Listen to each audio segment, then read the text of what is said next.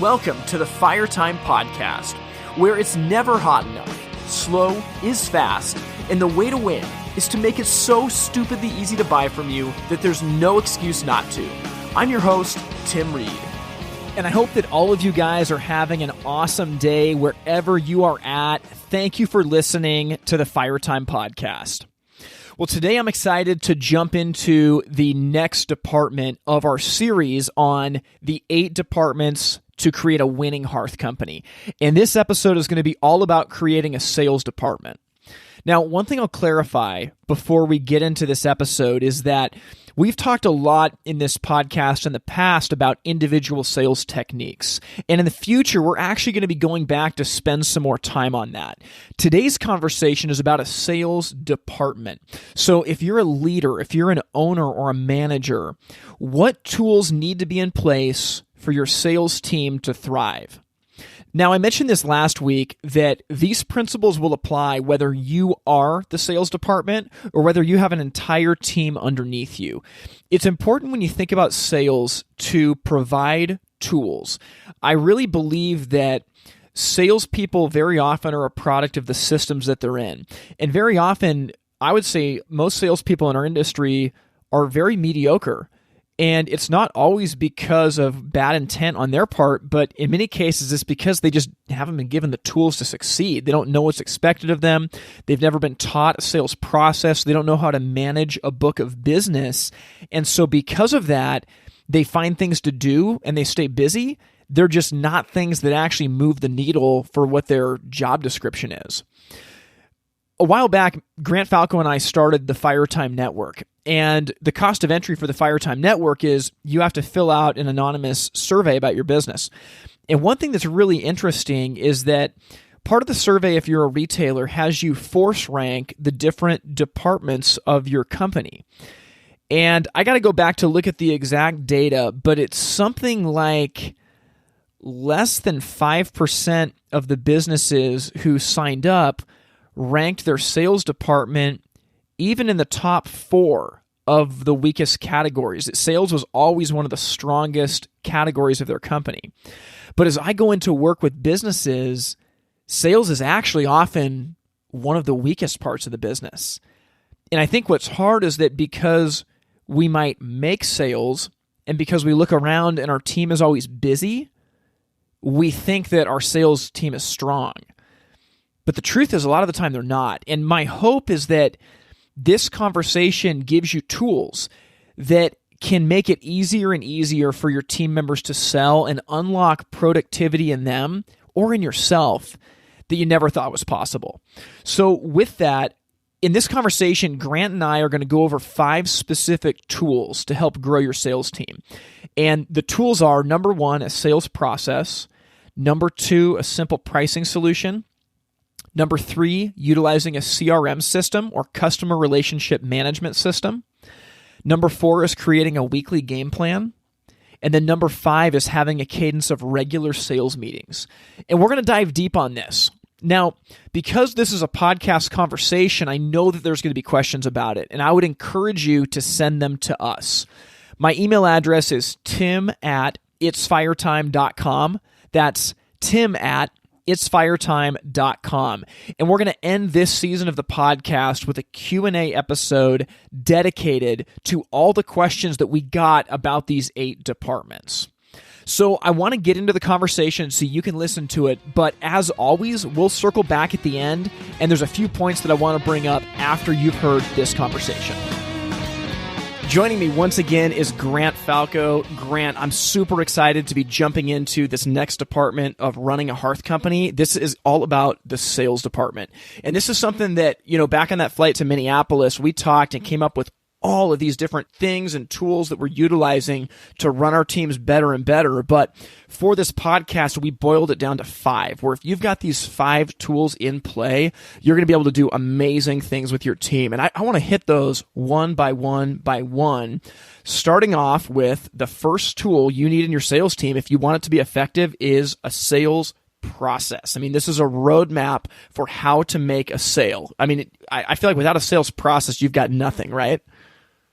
Oh, 100%. And we all might have a sales process, Tim, but do we have a specific sales process. When you introduced your 7-step sales process to me, I was a little bit taken back, like, wow, 7 steps? That's a lot of steps. That's too many. I feel like it needs to be 3 to 5. Yeah. But the cool part is we're doing most of the things. Yes. There's maybe 1 or 2 things that we weren't doing, but once you actually look into the process, it's a lot of things that we're doing. I think the key to having a process is to keep it consistent with all your sales team and even new members. Yes. This is a big thing for me. So like when people hear me talk about this and they hear sales process, they think you're trying to replace me with a robot. You're trying to make it so I don't bring my unique personality to the table. And dude, like, no way, that's not the case. Like, we use the example all the time. A sales process is putting lines on the basketball court so that you know which game you're playing. I mean, if you tell your team that you want to drive to New York, I live in Oregon, so like to drive to New York is a long way. And if I don't give them a map to get there, guess what? They're going to be going all over the place and probably won't make it there. Versus if I give them a map and say, first you're driving through this state, and then this state, and then this state, it gives them direction and clarity. Yeah. And I would argue that it gives a salesperson more creativity through the actual selling, because they don't have to focus on the actual basic process. It's in place, it's standardized, and if you have a support staff or a team around them, it's expediting the sales process. Your goal is to manage expectations and to set them up to win, and having a process to that allows that to happen the same way every time, in turn allowing your sales staff to sell better. Dude, I'm so glad you said that it actually gives them direction and helps them be more creative. So it's so funny. I could go on a rant on this because I actually believe this is true in so many aspects of life. But dude, freedom comes through constraint. It 100% does. Like anyone that has experienced any amount of life knows that freedom for the sake of freedom is actually slavery, but freedom through constraint is where life gets good. And you think about that with sales, like, right, so you have some constraints of a sales process. So whatever it is. So take my sales process, 7 steps.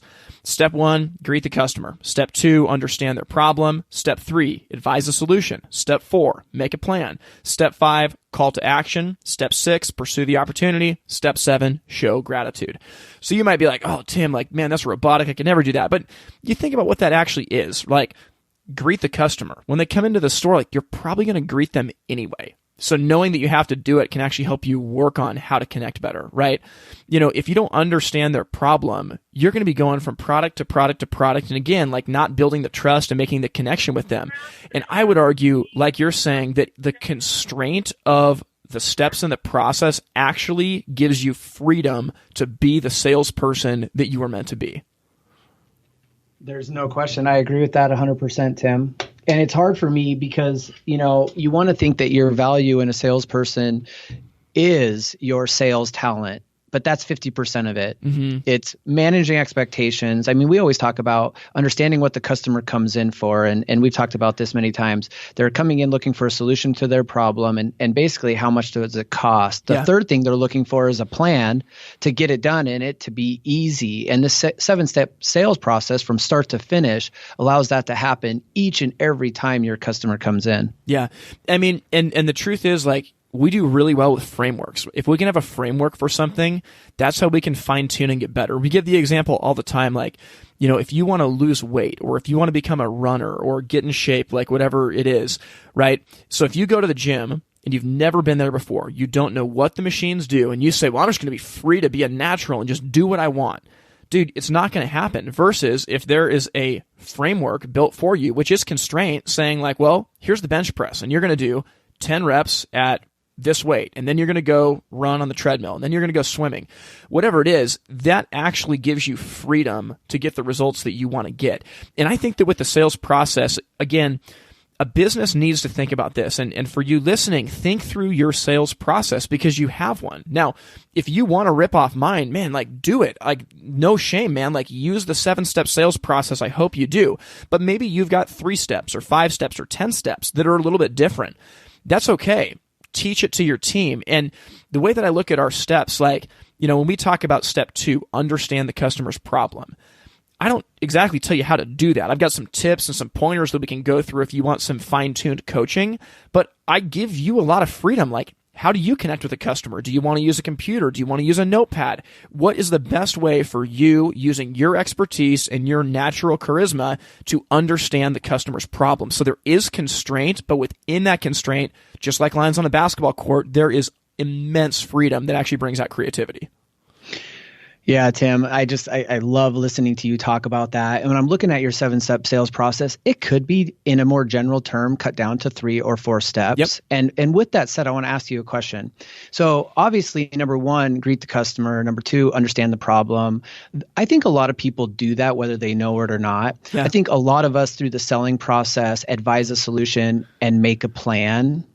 I think 5, 6, and 7 are something I want to ask you just to touch on. Yeah. The call to action, the pursue the opportunity, and the show the gratitude, I think is something that gets missed almost every time. Yeah. And so can you just speak to the value that you find in those 3?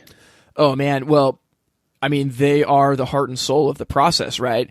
I mean, if you do all the digging to understand their problem, to advise a solution, and you know it's the right thing, maybe they don't have heat, they're paying way too much for their electric bills, for you not to make a plan saying, here's the steps it's going to take, call to action, hey, Mr. or Mrs. Smith, do you want to get a proposal today? Do you want us to come out to your house? Can we write this up? Can we take a deposit? Like, man, that's terrible for everybody. It actually doesn't value the needs of your customer to do that. And, frankly, I think that this is why having a process is so important, because it gives clarity. Where, like, if you don't have a process, you don't diagnose why your people aren't selling. But when you understand that this is the process and we need to call to action, we need to pursue the opportunities, and we need to show gratitude afterwards, it shows you when it's not being done, you can actually identify it. Whereas if you've never established that process, you just get upset as a business manager or an owner. Man, I wish that Joe was more effective with sales, but you actually can't even, you don't know why.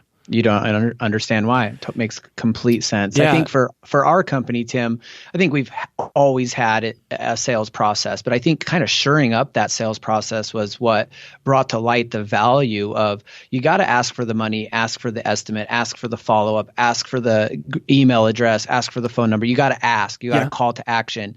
You got to make a plan. I mean, make a plan is such a big deal. And ours is, pretty simple. Set up and get a bid. We already got you a ballpark price. Let's shore up that consultation bid and let's get you installed successfully. So it's a simple plan. It doesn't have to be this like crazy huge plan. Yeah. You just got to give the people the stones so that you can cross that I forget the saying, but we need those stepping stones to cross that stream. Yes. And you're just giving them the stepping stones to cross it with making it a plan. The pursuing the opportunity and the show the gratitude is something that we have seen recently show dividends on happier customers, an increase in overall closure rates. Yes. And we all know that we have to do it, but we just don't prioritize it that it's as important as the other things. And what would you say to that? How important is pursuing the opportunity and showing gratitude? Dude, it is everything. Like, I mean, we've had people working for our company that most of you listening would never hire, that I guarantee have sold more than, maybe some of your better sales reps, because they pursued the opportunities they had. They didn't have the best personalities. There was gaps in their technical knowledge, and like, that's not an indictment on them. Like, we took the tools that we had available and we tried to put a system around them, i.e. a sales process, to help them succeed. And the follow-up is the biggest thing, man. Like, whenever I teach sales, I say that like 80 to 90% of sales is how you follow up and communicate. Like, it's not what you say on the showroom floor. That is part of it. But man, like, sales is a game of follow-up, period. 100%. I mean, you've talked about this many times, but how many times should we follow up? Oh, I mean, this is up to how you want to do it in your business, but I would say at least 7 times per opportunity. And I say at least, because the customer will let you know when they don't want to buy. And until they let you know, then it's your obligation to continue to pursue. So, I forget what episode it was last season, but we talked about how you follow up until they fly by or die. Actually, I think it was the one with Adam Cribb from Minneapolis. But anyway, you follow up till they fly by or die, but I would say at least 7 times. 100%. And I don't want to keep going on this because I know we have 4 other tools to talk about, but I think it's really important to like talk about the follow-up, Tim. Explain, not you don't have to go into detail because again, time sensitive, but the follow-up can be something as simple as, oh, I got to talk to my wife. The follow-up is literally an email just saying, how'd that conversation go? Absolutely. Or how was the vacation that you had to go on that didn't allow you to make this decision? Just want to see how everything's going. Just want to make sure that I'm there. You're giving them an opportunity to say no. And if they don't say no, there still is some interest there. Absolutely. And you know what? Your customer knows they can say no. So they will tell you when they don't want to buy. But yeah, until then, you got to follow up.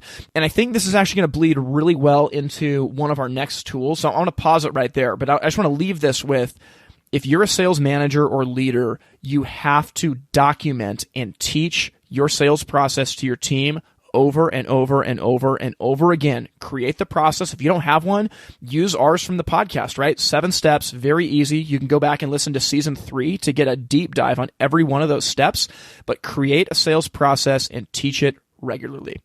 So the next tool that we had is this, and I think that this is super important, Grant. We talked about how if you want to run an effective sales team, you have to have an effective pricing solution. And here's what I mean by that. So manufacturers' price books are fine. I get that. They're laid out efficiently for a manufacturer to organize SKU numbers in an Excel sheet. But they are not conducive to actually helping a customer on the showroom floor. In addition to that, very often the POS system that you use is actually not conducive to helping a customer on the floor either, because what happens is when a client comes in, say they're looking at a wood stove, and they say, what's this going to cost? Well, in order to figure out what it costs, the salesperson's got to pull up in the MSRP price book and, what's the part number here? A3-245- L, okay, there's the stove door. A3-245-12, okay, there's the legs. A5, you get what I'm saying. Yeah. But they have to add every single part of the stove, every single part of the vent kit, and it's a huge ordeal. And because of the effort with that, most salespeople don't write up customers an estimate in the showroom. And I learned this at Fireside, like right when I started. The more estimates I could get out, the more opportunities I had to close. And for years in the industry, I thought I was doing the customer a favor in the showroom by saying, you know what? I'm not going to get you a number until we can get out to your house, because we want to get every elbow. We want to get every length of pipe. I want everything to be perfect for you. But actually that wasn't helping the customer. What they wanted was to know, like, about what is this going to cost? That's the reason that I'm here. And for you to kill the momentum, send them out without an estimate, a business card, they call up an installer, they call up your estimator, it takes a week and a half, all the stuff we talked about in the podcast, it actually ruins the momentum of the sale.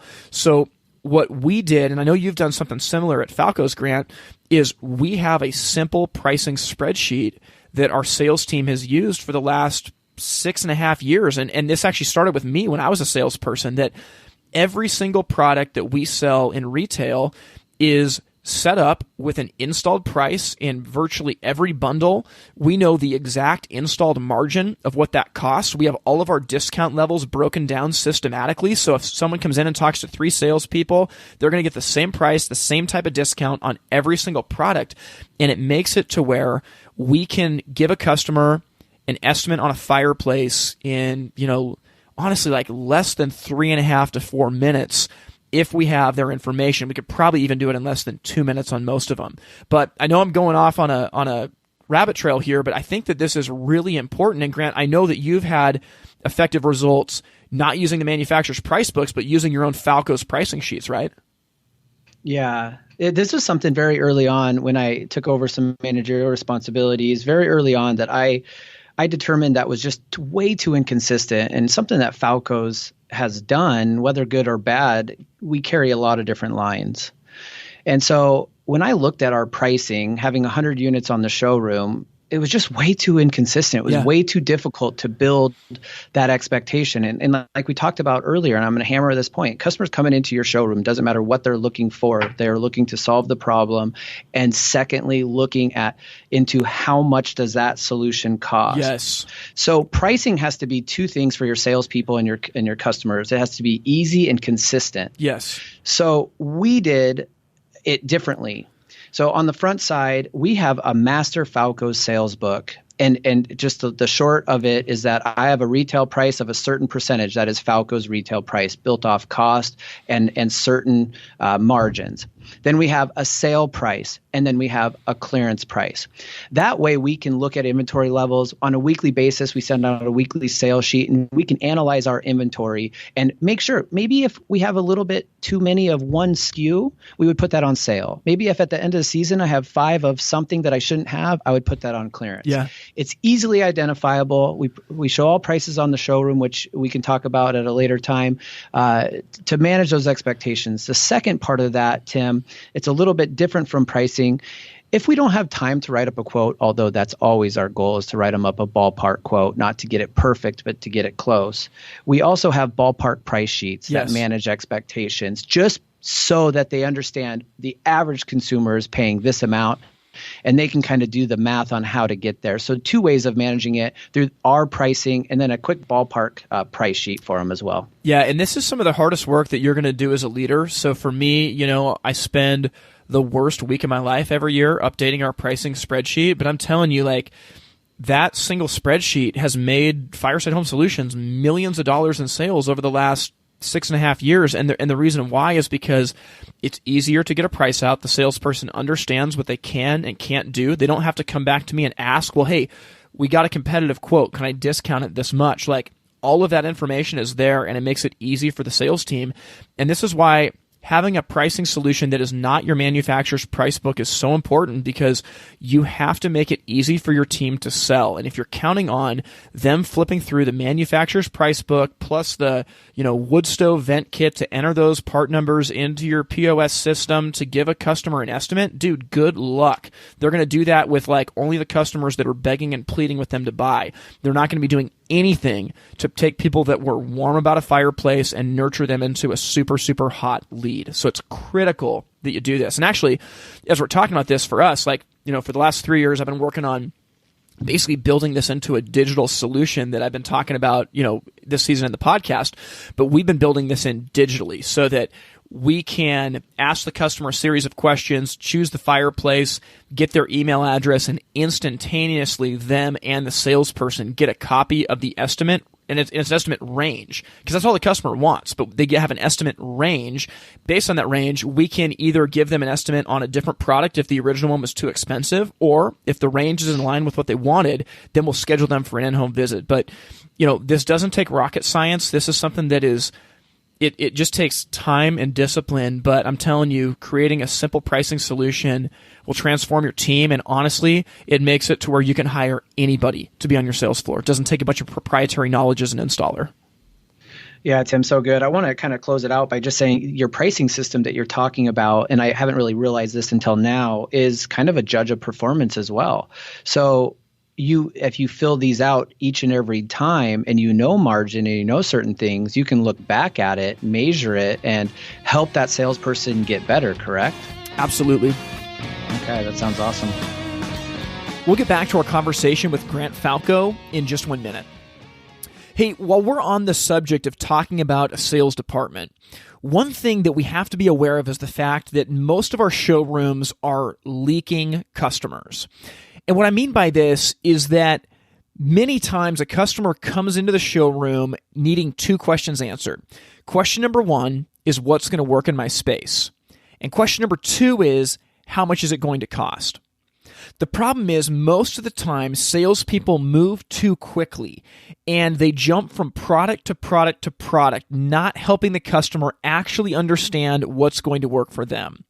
Even worse is that they don't take the time to write up an estimate for the customer, so that person ends up leaving the showroom with a brochure, a business card, and no way for that business to ever get in touch with them again. This is an epidemic that's been going on for a long time, but now that we're in the midst of a crisis and business is drying up, we're seeing the effects of it. Well, if you want to take control of your showroom experience in an organized and cohesive way, you have to check out the new features that are coming out with Wi-Fi. So starting out in August, we're rolling out some features in Wi-Fi that are used specifically in the showroom.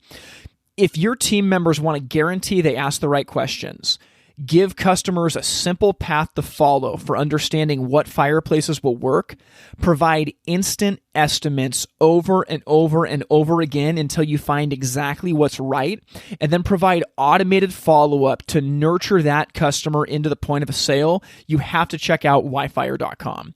Now, this is all going to be coming in early August, and we have a special bonus for people that sign up prior to that, so do not wait. Take control of your showroom experience and sign up for yfire today. You can do that by going to yfire.com. That's WHYFIRE.com. So, number 3, if you want to run an effective sales team, you have to have a sales process, you have to have a pricing solution. Number 3 is some kind of a CRM system. Now, for those of you that don't know what CRM means, it is customer relationship management. And the reason I say CRM system is that this doesn't have to be software. So for some companies listening to this, you pay for CRM software like Salesforce or something like that. Man, God bless you. That's amazing. We don't. Our CRM system is a Google spreadsheet that's shared between team members, and what this does is this tracks every open opportunity. So any salesperson at any time knows all of their open opportunities. They categorize them based on where they are in the sales funnel. So like stage 1 of our sales funnel is the customer has not received an estimate. Stage 2 is that they have received an estimate. Stage 3 is that we've scheduled an in-home visit. Stage 4 is we've completed the in-home visit. And then stage 5 is that the job is either won, lost, or put on hold. Really, really simple. But on this CRM spreadsheet that we have, everything is categorized that way. And it's a fairly intricate spreadsheet where it kind of alerts when you haven't touched base with a customer for so long. But we track when was the last phone call that we made, how many follow-ups have we reached out to this customer with, and then what are the notes and the next steps on the job. This might sound intimidating, but I'm telling you, giving your team members a way to manage their sales pipeline will transform your sales team, period. Tim, I couldn't agree more. And this is something that has actually just been something we've started. And I would admit that for the last 5 years, we've had really no CRM system. Of course, follow-up is vital and it's a part of our bid process. But bids aren't the only leads you're following up on. Every customer coming into the store, you should try to get phone number, email address, and name from to follow up. Any website lead, whether it's from a manufacturer website or your own website, needs to go into the CRM program. And so you can keep it very basic. We have started at a very basic level of qualifying what the leads are. So first of all, our sales team needed to know what are leads. And basically, I just kind of talked to them, website, online leads, store leads, and then bid or consultation leads. And then what we do is we, in our management system, our inventory system, and how we work up all our quotes, we actually have all these people in there, and we give percentages of that on a weekly basis. My CRM gives me a million opportunities, but it doesn't necessarily focus it for me. So my play call sheet is with me, and it's physical. It's on paper. When I have downtime, I flip it open. I can call, I can email, I can do whatever I need to pursue this next opportunity. Then I can check it off the list, move on to my next one. And I feel like it's the most important hour that a salesperson can spend is on Sunday night or Monday morning planning their week. You know, Tim Rethlake talked last season about how a room full of salespeople is often like a room full of monkeys. Nearly every act is random.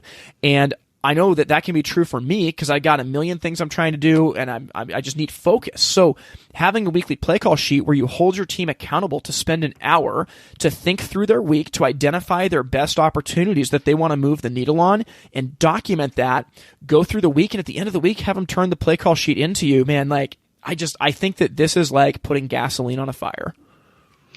Tim, it's exciting to hear that stuff. I think about just struggles as you transition in business, not necessarily just from sales, but one of the hardest things is what is the next thing to work on? And I always kind of equate it to a priority list. What you're doing is letting them know what the priorities are at different stages of the day or week so that they can complete all the things that they're supposed to do in that week. Because if they get off kilter a little bit, they might go in a different direction and not be able to finish all these other things that are extremely important. So you're getting your team extremely focused, right? Absolutely. Yeah, you're getting them focused and you're giving them direction. And I don't use this like a stick that I beat them with if they don't complete their weekly play call sheet, but this really gives them direction. And my hope is that, like, if I came in to take away the weekly play call sheet, they get mad at me and be like, you can't take this away. This is what I use to calibrate my week and close sales and make money. Like, the goal is for it to be a blessing. Now, listening to this, you may have team members that aren't organized that fight against this. And I would say, frankly, if they're not going to be organized and they're going to fight against keeping track of which opportunities are best and trying to move the ball down the field with them, dude, they're not the right salespeople for your team, plain and simple. That was actually going to be one of my questions was, what would you say to the people that would argue that this isn't correct because it's micromanaging? Well, it doesn't have to be micromanaging. It depends on how you play it. But like with my team, there is an expectation that I don't expect you to complete 100% of your play call sheet, but I do expect that you fill it out every week and that in your downtime you work on this. I have had people push against it, and I have said, okay, we'll do an experiment. You do it your own way. The rest of the team will do it this way. And we are going to reevaluate for effectiveness. And whichever one's more effective, that's the system we're going to go with. Guess what the results are? Yeah, I think they're pretty obvious. And I think it really lends itself to a macro. When you talk about it, it seems very micro, but you're not standing over their shoulder telling them what to do at every step of the way. You're giving them a direction and they know what their priorities are. And at the end of the week, you're checking in with them. And I would say it lends itself to more of a macro style of managing. Absolutely. Yeah. And, for anybody listening to this, it might seem like a lot, and this takes time. Like, it took, I don't know, 4 to 7 months to like really get this to take off, but like it's worth it, man. If your sales team can focus their opportunities, know who they're going after, and plan their week out, they will close more sales and help more customers with more effectiveness and less callbacks. There's no way around it.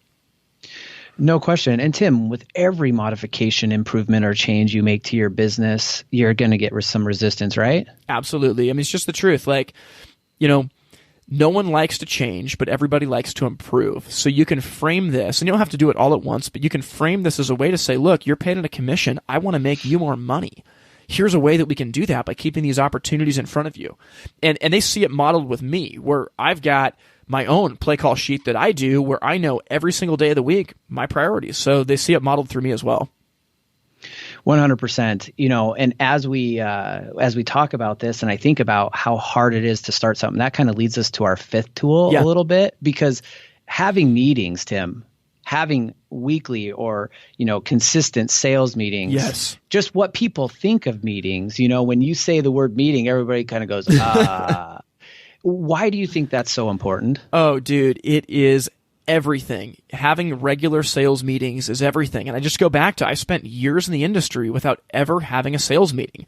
We never talked about goals. We never talked about progress. We didn't even talk about the promotions that were coming up. And again, it's not an indictment on the places I worked at before. It's just saying that, man, there's opportunity when you can meet regularly with your teams and keep them aligned. They're going to stay focused, they're going to be energized, and they're going to want to go run through a wall for you. So having regular sales meetings is tool number 5, and I can't even tell you how vital it is to running your sales team, because you could have a sales process, you could have a pricing solution, a CRM, have people do their weekly play call sheets, but if you're not meeting regularly to reward the successes that they've had and to talk about where there's opportunities to learn, you've got nothing. You have no idea if your plans are actually being followed through. I mean, a meeting has to happen. 100%. And you can't do it by yourself. So like when you talk about the sales process, the pricing spreadsheet or folder, the CRM, the weekly play call sheet, how do you think you put that together? Well, you don't put that together by selling more. You don't put that together by solving a problem over here. You put that together by being aligned and meeting consistently and focusing on it, whether it's performance, investment, or hot topics, correct? Totally. So the timing of this is so funny because literally yesterday, I drove down to Eugene, Oregon, and I taught a course for OHPBA that was called Meet to Win. And it was about how building a culture and a cadence of regular meetings will grow your influence and effectiveness better than just about anything else in your company. And the truth is that no one likes a bad meeting. They suck. But when you're in a good meeting and your leader or business owner or manager is investing in you and actually holding you accountable to speak about your successes and failures, dude, it motivates your team to win. And many business leaders don't have meetings because they feel like they don't know what they're doing. And actually, you helped me out with this last night as I was doing my final prep work, Grant, is like there's a lot of insecurity that they don't know how to run a meeting. They've never done it. They feel insecure and they're worried that they'll be embarrassed or that it won't be effective. But man, I can't tell you enough. Like, if you're going to be an effective leader, you have to meet regularly with your team. It'd be like in the NFL, if you just decided never to have a huddle and you just go out in the field. No one knows what play you're doing. Dude, there's going to be so many penalties, you're going to get crushed. Like, having a huddle where you say, okay, this is what we're going after. This is where we are. Okay, everybody, we're on the same page. We're going to hike the ball, with 21 seconds left on the clock. Ready to go? I mean, that's what a sales meeting is. It's the lifeblood to your team. Sales meeting and meetings in general are a time for you to solve the problems, to focus on the things that you don't have time in the whirlwind of business. And when you're out there selling, that's not solving any problems. That's not investing into the company, working on the company. And a meeting is I love the word align, to align the leaders and the people that are working within that department to be all on the same page. For us, it comes down to three things, which I mentioned earlier. It comes down to performance. So we want to know how we're performing, of course, right? But we also have to be thinking, if we're not performing, we don't just let people not do anything. We have to be investing. Yeah. So, the direction, people, if we had a 2 years ago, if I took a poll of meetings, I think the approval rate would be very low. Yeah. With a plan, with a direction, I would say that I would almost say 100% of the people currently on Falco's could say we couldn't do this without a meeting. And the amazing part, Tim, is we have examples of that on a weekly basis. Yes. We meet on a weekly basis and we still don't get things done. Yep. Think about that. What would it be like if you guys didn't do meetings? Oh, exactly right. You don't even know what you're losing. And if it's effectively difficult to do with weekly meetings, man, what are you losing by not doing those meetings? No kidding. And yesterday when I shared in this course, I gave people an agenda. And the agenda can be whatever you want, but I would encourage with these sales meetings, keep the agenda the same or very similar, but we just do 4 simple things. Number 1, we review the scoreboard and we talk about performance. Now that implies you have to have a scoreboard, so you have to know where you're going with your team, but we just review it. Number 2 is we talk about current and upcoming promotions. Number 3 is the time to air grievances. What is wrong? Talk about it. You can be unfiltered. What's holding you back from selling? Why are things difficult? That's what we do in the meeting. And number 4 is sales practice. This is the most important thing you can do as a leader with your sales team. I've talked about this ad nauseum, so I'm not going to beat a dead horse, but if you can do that in your meetings, whether it's every week, every other week, I wouldn't go once a month. I'd try to go every week or every other week, but review the scoreboard, talk about current and upcoming promotions, air grievances of what's making it difficult, and do live sales practice. Dude, you are going to set yourself up to win. Tim, this is so good, man. Well, Grant, I love it. We had a lot more things that we added to this list, but if you can start with these 5, man, you're going to transform your sales department. Number 1, establish a sales process.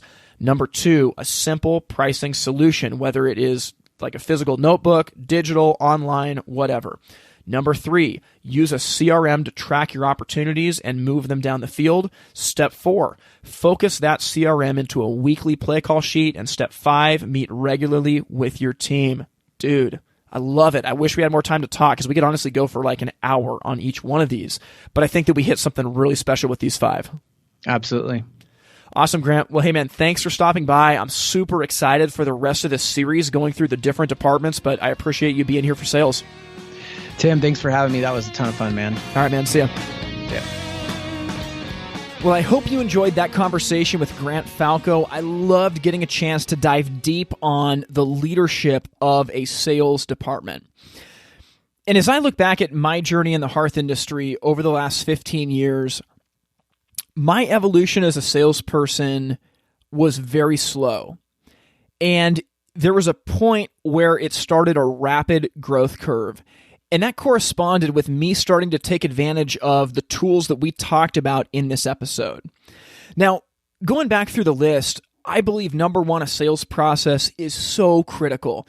And we spent a lot of time on this last season in the podcast, going through our 7-step retail sales process.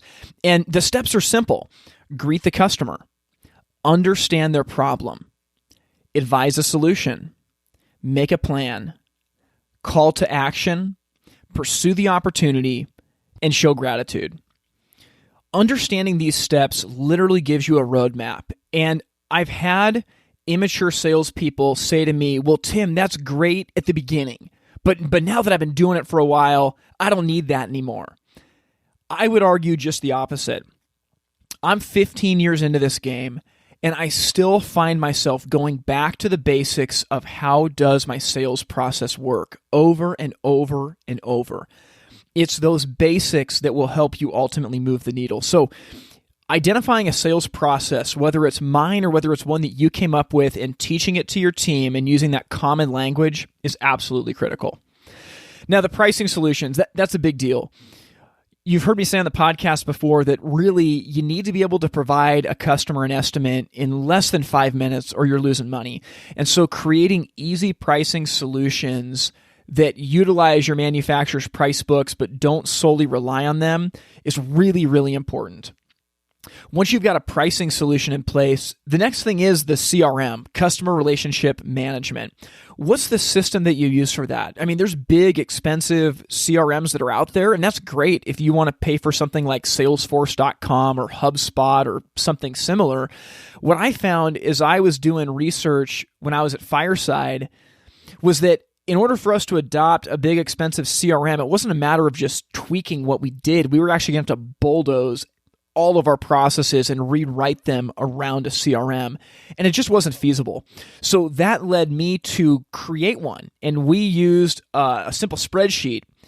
And we used a simple spreadsheet to start out with and organized our opportunities based on the customer name, the product category, which stage of the sales pipeline it was at, and it grew from there. And over time, the CRM became something that our team used interchangeably with each other. We could pass notes, we could all update the status of our jobs, and it was the lifeline to the way that we ran our business and tracked our opportunities.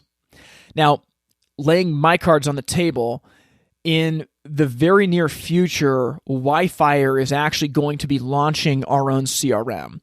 I'm so passionate about the fact that we have to have a way to manage our opportunities, and most of the solutions that I've seen are very complex and very expensive.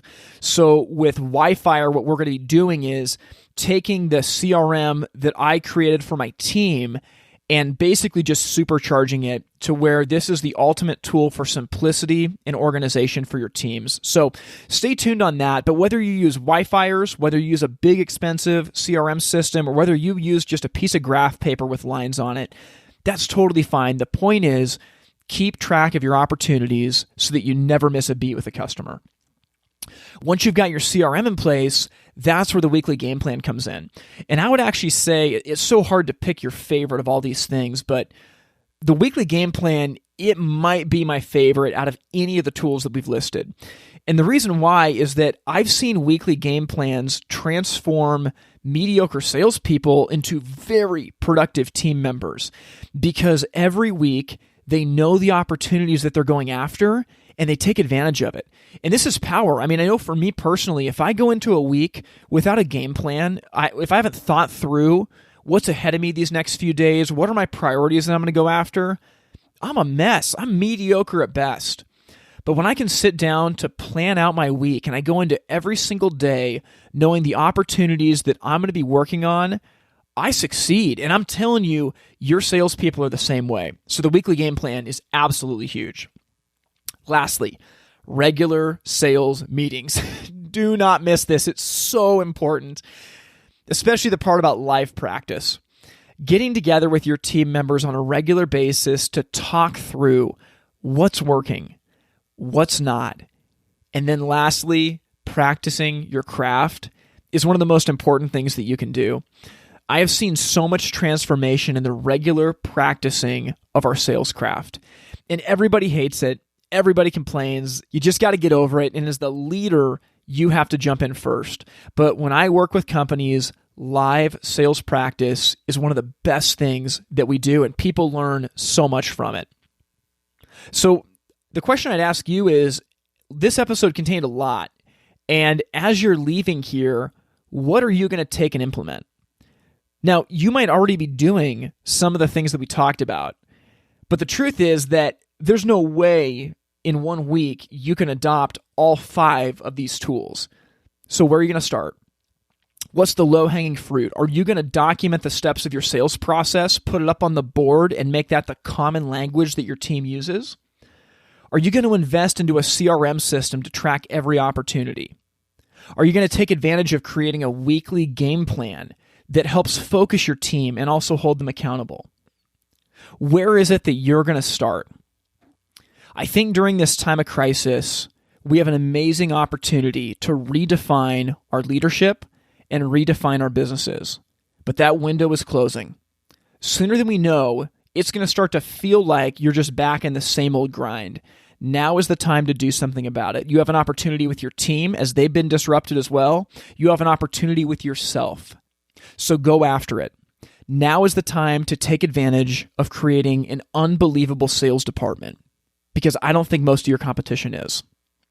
Now, I can't wait for next week's conversation as we jump into the next department, which is installation. And I'm just telling you that Grant Falco has so much to say about this. His views on installation are an absolute game changer. So I can't wait to talk to you guys next week. If you have any questions, you can email them to tim@itsfiretime.com. That's tim@itsfiretime.com. If you want to support this podcast financially, if this has been a blessing to you, you can go to our Patreon page. That's patreon.com/itsfiretime. That's patreon.com/itsfiretime. And my hope for you is that you have an amazing rest of the week and that you take a hard look at how you can put these tools in place to serve the people around you. Thank you for listening to the Fire Time Podcast. To learn more, visit the website itsfiretime.com. Music from this episode was written and recorded by In Bloom out of Portland, Oregon. We thank you for listening to the Fire Time Podcast, where it's never hot enough, slow is fast, and the way to win is to make it so stupidly easy to buy from you that there's no excuse not to. We'll see you next time. All into